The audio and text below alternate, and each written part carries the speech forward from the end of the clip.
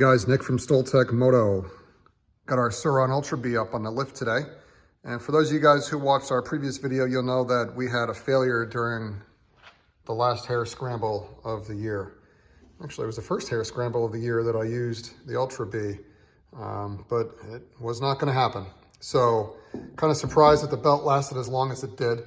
We don't normally ride through a lot of mud, so it doesn't typically get very gritty in there, but all it takes is a little bit of dirt, a little rock or two to get in between here, and these things fail. So lasted almost 2 years, 600 miles of single track, but wasn't gonna finish the race. So anyway, today we're going to replace that with this. We called our good friends over at Warp 9, and they produce a really nice high quality kit. We're gonna install this thing here today. One of the reasons that I like this kit, it costs a little bit more money. It's very high quality, as I said, but one of the things that they do nice, and we'll try on this side, that gray strip is some rubber to damp the noise so that it keeps down the chain noise. Obviously, it's gonna be louder. It's gonna be more durable.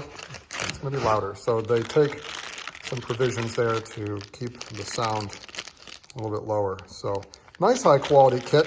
Comes with hardware. Already has some Loctite on the bolts there, and obviously the chain that you're gonna need. So I'm gonna walk through an installation of this kit here today, and hopefully this will help you guys in the future when you make your own upgrade as well. So first thing you wanna do, take off these two bolts here, these two screws I should say, to remove the cover. They're gonna be 4mm, and then you'll gain access to the sprocket on the motor. All right, so with the cover off, you now have the front sprocket exposed. You might be wondering what you do next, because obviously the belt's not here to keep it from spinning. Very simple, actually. Rotate it this way. You're gonna see two flats here on either side. They are cast and machined into the sprocket.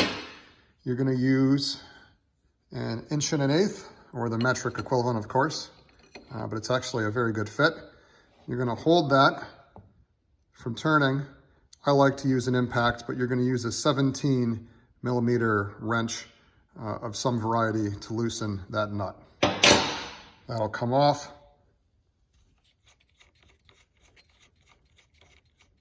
There was a little bit of corrosion in here, not too much. You'll see that it's a lock nut though. So put that aside. Take off the next washer and keep that, if I can get it off, excuse me. And you're gonna see that there's actually a little bit of rust in there, and there's a Woodruff key. So you wanna keep that in there. Or I should say keep it in your possession, but now we gotta pull it off. All right, I stopped the video there. It took me 2 hands. A little bit of corrosion in there. As I said, about 2 years on this bike, 600 miles. Don't ride through a ton of water or mud, but it happens. So there's a little bit of surface rust on there. We're gonna clean that up with some steel wool, and then we're gonna put some anti-seize on it to prevent that from happening again. Don't lose the key. You're gonna need that. And now's a good time, obviously, to try and clean up all this stuff behind there. Just make sure that the seal's still good. I don't know that you'll need to change it, but if you did, now's a good time to do it. All right, so we got the motor, the seal, and the shaft cleaned up. All the rust was taken off. Did a light coating of anti-seize. You know the stuff that never comes off your skin, but it works. The one point to mention now, and I'm gonna follow up with this later, these threads are supposed to be spec'd dry, and that will have an effect over the torque that you use at the end, which we'll get to it. So I put a thin coating on here just to keep any corrosion at bay, but we are gonna have to adjust the torque spec at the end. So be mindful of that. All right, so here's a little editing cut that I wanna make before we go any further. And you're gonna notice that now the swing arm is already missing, but I'm doing this for a reason. I wanna show that when this sprocket is installed properly, you're gonna notice that the rubber is facing out, says Warp 9 on it, all right? Actually says it on the other side too, so this is where some people get confused. You wanna make sure that it looks like this when it's installed. On the other side of this sprocket, there is a standoff there is a steel standoff, so it spaces itself off the motor.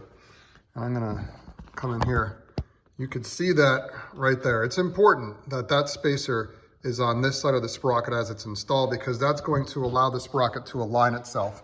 You could install it on the motor the other way. You wouldn't notice the difference until you went to put it all back together with the swing arm, and you'd find that the chain wouldn't line up, and then you got to spin that around. So do yourself the favor, avoid the trouble, install it this way from the beginning. All right, the next step of removing the swing arm is to remove the axle. You're gonna do that by first removing this bolt here. It's an 8mm hex. It's easiest if you have an impact, but of course, if you don't, that's fine too. Support the back of the swing arm. And you're gonna remove that. However, don't take it off completely yet. Thread it in a couple turns, and you're gonna use your tool with an extension on it, as such, to tap it out the other side. Okay, so at this point I did remove the brake caliper, brake line, and sensor feed from the swing arm. We're gonna move that out of the way, and that axle that I tapped out the other side will come out. We'll set that aside, and then we're gonna gently, carefully work the swing arm out of the bike. I may have to move the shock up a little bit, and then that comes down. All right, with the swing arm off the bike, now we're gonna take off this plastic cover and the jack shaft that goes with it. So we're gonna use a 5mm Allen key to remove the cover screws. There's gonna be 3 of them. One on the right side of the swing arm, 2 on the left. Set those screws aside. Cover will pop off. Set that aside. Chain will come off. Set that aside. And at this point, you're gonna wiggle this guy free. That'll free up. And next step is gonna be to take off these screws here. All right, so now use a 5mm hex key. A lot of Loctite on these. As you can see, looks like it's snowing underneath the bolts. I'm gonna set that aside because obviously we're not gonna use those or these screws. Now's a good time to clean this up. And while you do it, you wanna take a look at these bearings in here. Make sure that they rotate freely and smoothly on both sides. If there's any notchiness, now's the time to replace them. Now would also be a good time to replace this sprocket as well, but in this video, we're just gonna focus in on the primary drive. All right, so we've got this cleaned up. Blow the dirt and grit and any old Loctite out of these holes so they're nice and clean. Take the new sprocket. You're gonna put it so that the Warp 9 logo faces up. This is important because when it's installed, their little fancy cutting pattern here is going to be strong in that direction with the way that the motor turns. You're going to take the supplied fasteners, which this time are Torx. You're going to need a T30. First, we'll just get them fingers started here. Everything lines up the way it should, which of course is expected at this point. Get those tight down to the part where the thread locker is getting started. Then you're going to need to use a wrench. And again, we're going to use your T30. Don't use the wrong size. If you use the wrong size, you're going to hate your life when you ruin the heads of those screws. So you're going to tighten them down. I recommend the proper torque pattern for 6 bolts. So you can go triangular and torque them down. You're going to go to about 8 pound-feet of torque. Okay, so these are not going to be torqued very high. So about 96 pound-inches or 8 pound-feet of torque. Okay, so at this point, we have the sprocket installed. Everything looks real good. The bearings look good. If you need to change your other sprocket, obviously now's the time. I did neglect to mention earlier, but now's a good time to check all your bearings. Certainly up in the swing arm pivot there. These will not last forever, especially if you're a heavier rider, if you ride in the wet or the rain, or if you pressure wash it. these things will get notchy over time. If you need them, come take a look at our website. We have some high quality bearings. You may choose to use the cover or not. That's totally your prerogative. But we're going to put this guy back in the swing arm. We're going to mount it back up. I'm going to skip this whole piece with the chain because we're going to a larger sprocket on the back wheel to account for a taller tire. So I'm going to put a new chain on second, but for the purpose of this video, just get this guy back on. If you are reusing your chain, it's easier to loop it on now since your swing arm is off. Put the cover back on, and then the assembly is the reverse of the procedure we used before. All right, so this is a pro tip as well. We did coat this with some anti-seize. It's a good time to get it in there just like you would do on your wheels. I don't want to touch that stuff because it kind of sticks to your fingers, as you know. The other thing that I want to make sure that we're tracking, up here in the frame, there's a spacer. Don't lose these when you go to put these back in. It's very important that the axle rides on this steel bushing, not on the aluminum. Number one, the aluminum would wear too much, but number two, that hole's way bigger. You got to have this in there because it's sized for the axle. There's gonna be one on each side. They press in from the inside. Do not lose those. Make sure that they're installed when you put this back together. All right, so now that the swing arm is installed, helps to have a helper to line everything up between the jack shaft and the swing arm pivot. You might have to play with it a little bit, but just ensure that it's installed properly, everything moves freely. And then you're gonna torque this guy back down on this side. This is gonna be torqued to 60 Newton meters, according to Sur Ron. So I'm sorry for mixing units here. I normally speak in pound feet, but Sur Ron specifically says 60, so that's where we're gonna go. There we go, 60 Newton meters. All right, now we're gonna put the brake back where it belongs. In doing so, I'm gonna slide that guy up. Helps to support it with your hand a little bit. Carefully thread that in there. You don't have to go super tight right now. You can come back and check it, but just get it snug. And at this point, we want to do a check over here. Make sure that this sprocket aligns with this sprocket. We already went over before that if this were flipped around, these wouldn't align. So check now just to verify that these two are in line. If they're not, it'll be pretty obvious, but you're gonna need to fix it because it won't work if they're not aligned. All right, so now we got the chain. This is a good time to do this before the shock is assembled to the swing arm and before the wheel is installed, because then the jack shaft can move freely. So take your chain, feed it up around the top, around the bottom, and then put it on both sprockets. We're gonna leave this hanging down here and make the adjustment. All right, now the next thing you're gonna wanna do is you're gonna wanna use a 6mm Allen key. You're gonna wanna loosen the lower mount to the motor here, the upper mount right here, 6mm here, and 6mm right here. Get those loose. Now the next thing, I did this to exaggerate kind of how this looks here because I think it's important to understand. This adjustment bolt threads through this block. So this block is threaded. This will turn in and out. It fits into this cup. There's this plastic piece that clips around this bar underneath. See if I could show it here. Clips on that bar. I apologize, that's really hard to see. And that's just a plastic piece. And inside the plastic piece, there's a metal cup.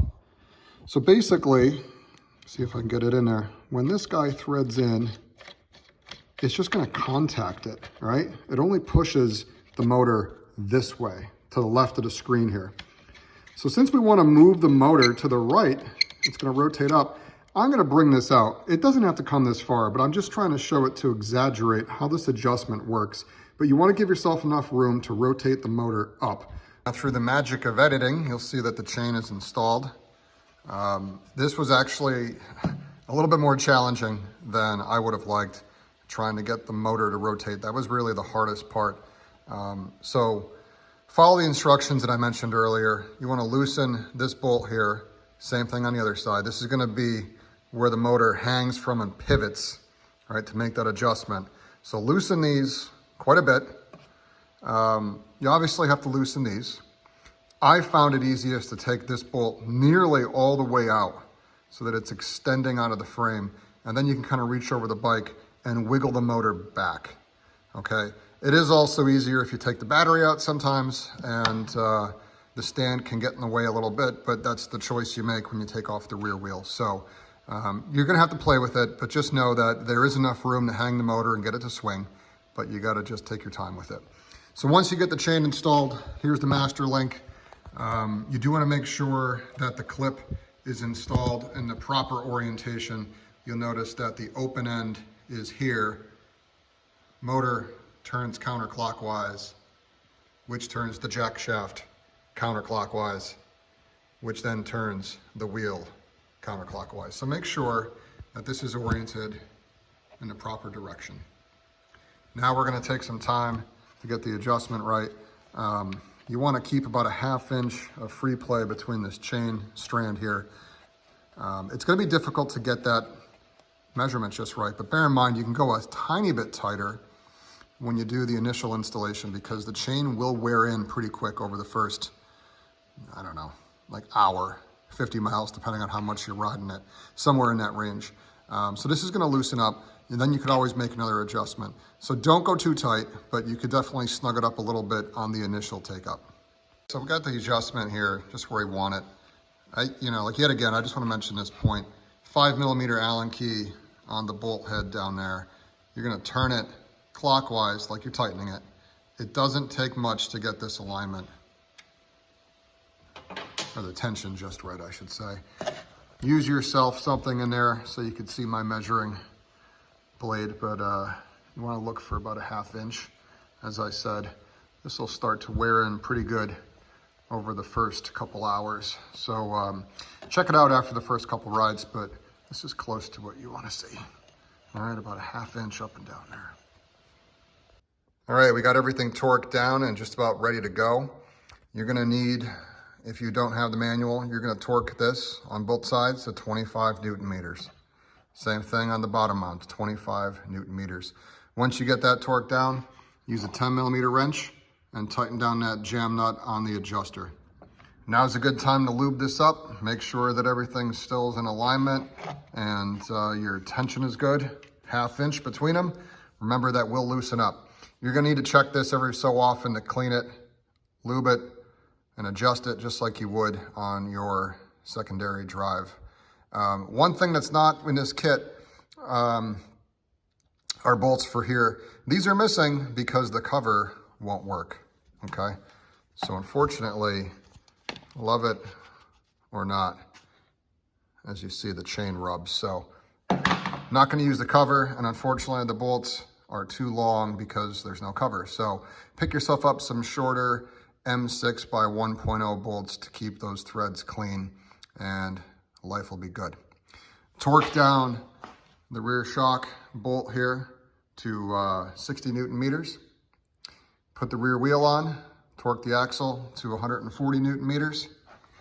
And then after the bike is on the ground, have somebody sit on the bike with the weight on the wheels, grab the brakes, and you're gonna torque this guy here. If you didn't put any anti-seize on those threads, you're gonna torque it to somewhere between 90 to 100 Newton meters. If you're in that range, you're good.